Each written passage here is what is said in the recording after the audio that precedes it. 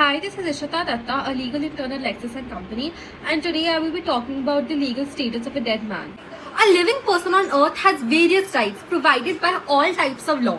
The Indian Constitution guarantees various fundamental rights along with International Covenant on Civil Rights and Political Rights, 1966, and also the International Covenant on Economic, Social and Cultural Rights, 1966, provides various human rights, namely right to life, Article 6, right to liberty and security, Article 9, right of detainee to be treated with humanity, Article 10, and right to recognition as a person before law, Article 16, right to marry and find a family, Article 23, and right to privacy. Although all these rights are not absolute and are subject to certain restrictions, the living person has a number of rights from his birth, but the dead person has a right in macro sense in two main areas. First is crime against the corpse or the dead body. Second is disposal of their bodies. So what is the legal status of a dead man? Ordinarily, the personality of human being is said to commence when he exists on earth and ends as soon as a man dies. He ceases to have legal personality. A dead man is not considered a person in the eye of law. He cannot be treated as legal person. A famous legal maxim, action personalis mortior cum persona, means action dies with the death of a man. A dead man ceases to have any legal right or bound or by any legal duty because he cannot perform his rights. Yet law to some extent recognizes and takes account of the desires or intentions of a dead person. Law ensures a decent burial. It respects the wishes of the deceased regarding the disposal of his property, protects his reputation in some cases, continuous pending action instituted by or against a person who is now deceased.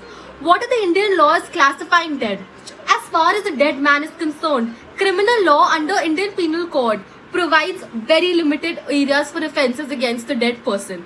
Section 297 of the IPC is relevant in this context. Section 297, trespassing any burial places, whosoever commits trespass in any place of worship or any place of burial or any place set for the performance of funeral rites or offers any indignity to human corpse or causes disturbance to any person assembled for the performance of funeral ceremonies shall be punished with imprisonment of either description for a term which may extend to 1 year or fine or even both.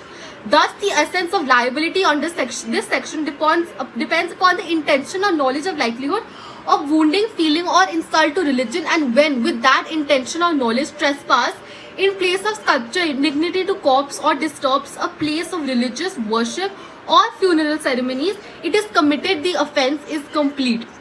The criminal law provides that any imputation against a deceased person, if it harms the reputation of that person, if living, and is intended to hurt the feeling of his family or the relatives of the deceased, shall constitute the offence of defamation under section 499 of the Indian Penal Code.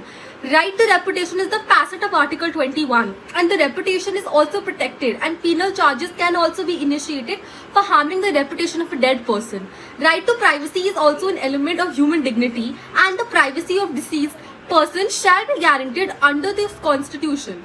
So section 404 of the IPC recognizes dishonored misappropriation of property possessed by a deceased person at the time of his death as an offence. The section is meant to afford protection to the property of a deceased which under the circumstances needs special protection.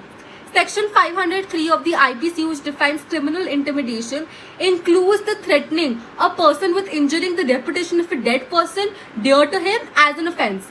A living person has a right to protect his dead body from being destroyed, wasted or its organs to be taken out except by the consent of the person when he was alive or the consent of his kith or kin, or if the body is unclaimed under the Transplantation of Human Organs Act of 1994.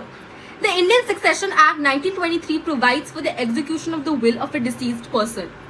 So now I will be talking about the judicial precedents in a dead person. So right to dignity is extended even after the death of a person, as it is being declared from the following precedents set by the Honorable Supreme Court of India. So in the case of Paramanand Katara versus Union of India, it was observed that we agree with that the petitioner that the right to dignity and fair treatment under Article 21 of the Constitution is not only available to a living man but also to his body even after his death. in Ashray Adhikar Abhiyan versus Union of India, the Supreme Court had upheld that the right of a homeless deceased to have a decent burial as per their religious belief and the corresponding obligation of the state towards such people. What are the property rights of a dead person? Ordinarily, property rights doesn't exist in a corpse. For the purpose of the burial, the corpse of a human being is considered to be a property, a quasi-property which right to which are held by the surviving spouse or in case of no spouse, next of kin.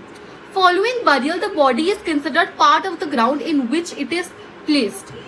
Now I will be talking about the crime against the corpse, which is necrophilia or thanatophilia or necrolagnia. Necrophilia is an ailment of sexual attraction to a corpse. It is a pathological fascination with the dead bodies which forms the desire or excites the person to engage in sexual intercourse or any sexual activity with a dead person. This is an heinous inhuman act by law in various countries. Indian laws are silent or vague in regard to such barbarous crime. As it is noted, sex with a corpse is explicitly not stated in the Indian Penal Code 1860. The person shall be convicted under section 377 and 297 of this code, but there is no explicit law that it says about offences against dead ones. It is because of this void in our penal law due to which in Nathari case, Mohinder Singh, a rich business and politically influential man, and his cook Surinder Kohli, the two accused were not punished for necrophilia. Since there is a necrophilia is not a crime in India, no case can be registered against the person for having sex with dead. Recently in May 2020, a 50-year-old man sexually assaulted a body of a 14-year-old girl who was dug out of her grave. In the absence of a legal provision in regard to dead bodies, such act would not be officially termed as a crime. Thank you so much.